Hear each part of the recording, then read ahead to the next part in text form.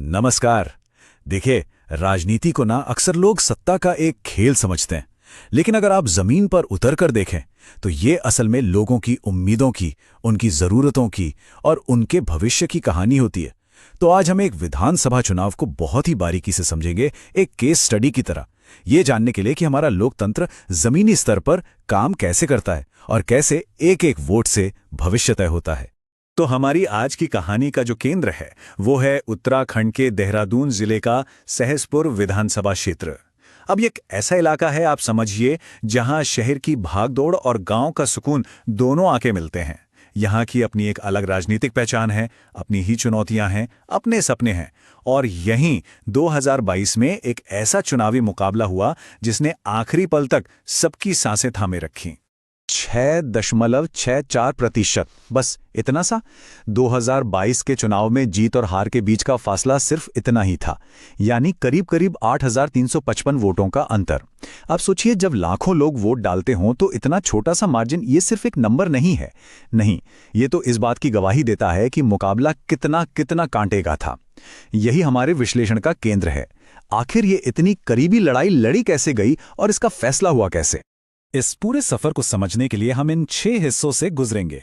पहले चुनावी इतिहास की परतें खोलेंगे, फिर जनता के असल मुद्दों को जानेंगे।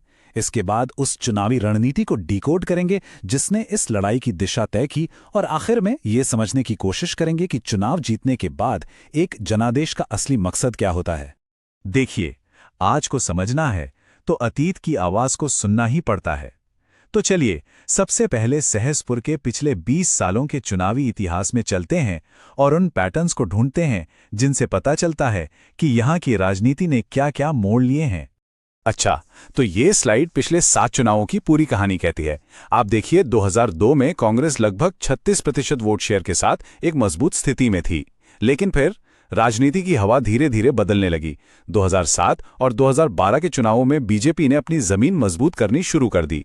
ये जो आंकड़े आप देख रहे हैं, ये सिर्फ नंबर नहीं है, ये सत्ता के बदलते संतुलन की गवाही दे रहे हैं। और ये चार्ट ये कहानी को और भी ज्यादा साफ कर देता है। एक तरफ बीजेपी का वोट शेयर है जो 20 सालों में लगातार एक सीधी लाइन में ऊपर गया है। ये दिखाता है कि पार्टी ने जमीनी स्तर पर लगातार काम करके अपना एक ठोस आधार बनाया है। वहीं दूसरी तरफ कांग्रेस का सफर उतार चढ़ाव भरा रहा, कभी ऊपर कभी नीचे। हाँ, 2022 में 44% तक की एक मजबूत वापसी जरूर हुई। अब इस पूरी कहानी में जो सबसे दिलचस्प मोड़ है वो है वोटिंग परसेंटेज में आया ये जबरदस्त उछाल। 2012 में अचानक से वोटिंग में 14% का जंप आता है और ये लगभग 73% पर बना रहता है। इसका क्या मतलब है? इसका सीधा मतलब है कि 2012 के बाद सहसपुर का आम वोटर राजनीति में ज्यादा दिलचस्पी लेने लगा। वो अपने हक के लिए और जागरूक हो गया, और इसी एक बदलाव ने, आप समझिए, पिछले 1 दशक की पूरी राजनीति को एक नई दिशा दे दी है। तो चलिए अब आंकड़ों और प्रतिशत से आगे बढ़ते हैं और उन लोगों की बात करते हैं जिनके एक एक वोट से ये हार जीत तय होती है। सहसपुर का सामाजिक ताना बाना आखिर है कैसा? वहां के लोगों के दिल में क्या है? उनकी असली परेशानियां क्या हैं? उनकी उम्मीदें क्या हैं जो उनके वोट देने के फैसले पे असर डालती हैं? सहसपुर एक अनुसूचित जाति यानी एससी रिजर्व सीट है। इसका मतलब साफ है कि यहां दलित आबादी का एक बहुत बड़ा हिस्सा है, करीब 20 से 25%, जो चुनावी नतीजों पर सीधा और गहरा असर डालते हैं। लेकिन कहानी इतनी सीधी भी नहीं है। इसके अलावा यहां त्यागी, ब्राह्मण, राजपूत समुदाय और शहरों में बसता एक नया मिडिल क्लास भी है जिनकी अपनी अपनी उम्मीदें हैं। इस जटिल सामाजिक बनावट को समझे बिना यहां की राजनीति की पहेली को सुलझाना नामुमकिन है। तो यहाँ के लोगों की सबसे बड़ी चिंताएं क्या हैं? वो हैं टूटी फूटी सड़कें जो गांव को शहर से ठीक से जोड़ नहीं पाती, वो युवा जिनके हाथों में डिग्रियां तो हैं पर रोजगार नहीं, वो घर जहां नल तो हैं पर साफ पानी नहीं आता, वो स्कूल जिनकी इमारतें तो हैं पर अच्छी पढ़ाई नहीं। ये सिर्फ शिकायतें नहीं हैं, ये उन लोगों की आवाज है जो हर दिन बुनियादी विकास की कमी से जूझ रहे हैं। और देखिए, जब लोग इन मुद्दों पर बोलते हैं ना, तो वो सिर्फ शिकायतें नहीं कर रहे होते हैं, वो असल में अपने उस हक का इस्तेमाल कर रहे हैं जो हमारा लोकतंत्र, हमारा संविधान उन्हें देता है। अपनी बात को रखने का हक, ये सुने जाने का हक कि कोई हमारी भी सुन रहा है, और जो सत्ता में है उनसे जवाबदेही मांगने का हक। इसी वादे पर तो हर नागरिक का सम्मान और गरिमा टिकी है। तो इन राजनीतिक समीकरणों और सामाजिक सच्चाइयों को ध्यान में रखते हुए एक सफल चुनावी अभियान कैसे डिजाइन किया जाता है? चलिए चतुर्मुख सिद्धांत नाम के एक स्ट्रैटेजिक फ्रेमवर्क को समझते हैं, जिसे इस मुश्किल चुनावी मैदान में जीत का एक ब्लूप्रिंट कहा जा सकता है। इस रणनीति के 4 स्तंभ हैं, या कहिए 4 चेहरे। पहला, उम्मीदवार को सिर्फ एक नेता नहीं बल्कि जनता के एक सेवक, एक चैंपियन के तौर पर पेश करना। दूसरा, लोगों की जो रोजमर्रा की शिकायतें हैं उन्हें अभियान का केंद्र बना देना। तीसरा, मौजूदा सरकार की नाकामियों को सामने रखकर एक नैतिक फर्क पैदा करना। और चौथा, भविष्य के लिए विकास का एक पॉजिटिव और भरोसेमंद विजन पेश करना। अच्छा, दूसरे चेहरे पर थोड़ा और ध्यान देते हैं, शिकायत चैनल। इसका मकसद यह है कि जनता के मन में जो दबा हुआ गुस्सा है, जो असंतोष है, उसे एक ऑर्गेनाइज्ड पॉलिटिकल ताकत में बदला जाए।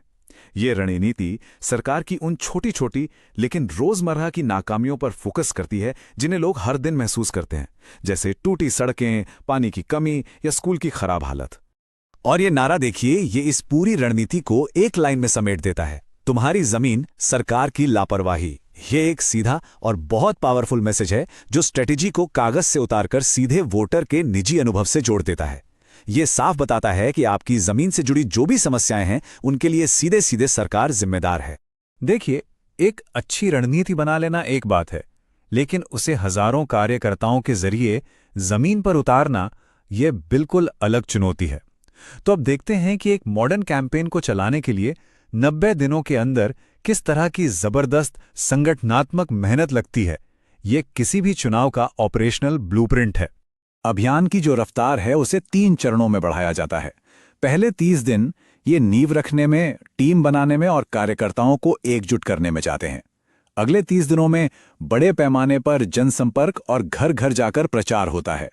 और आखिरी 30 दिन ये वो समय है जब पूरी ताकत झोंक दी जाती है और हर एक वोट को अपने पक्ष में करने की कोशिश होती है।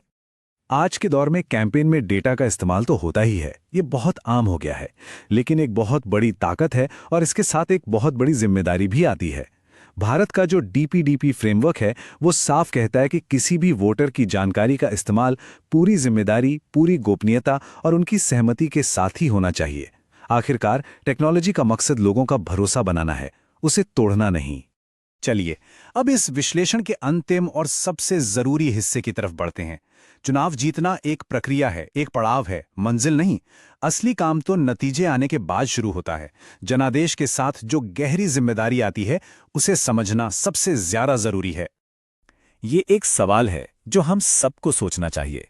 जब चुनाव का सारा शोर थम जाता है, जब जीत और हार का जश्न और मातम दोनों गुजर जाते हैं, तो आखिर में पीछे रह क्या जाता है?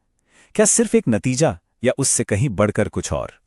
और इसका जवाब शायद इस एक लाइन में छिपा है। चुनाव जीतना हो सकता है आंकड़ों, रणनीति और मैनेजमेंट का एक विज्ञान हो, लेकिन शासन करना लोगों के सम्मान और उनकी गरिमा को बनाए रखने की एक कला है। अभियान का सारा डेटा, सारी की सारी रणनीति अंत में सिर्फ एक ही मानवीय उद्देश्य के लिए होनी चाहिए: लोगों के जीवन को बेहतर बनाना। और यही किसी भी जनादेश का असली मतलब होता है।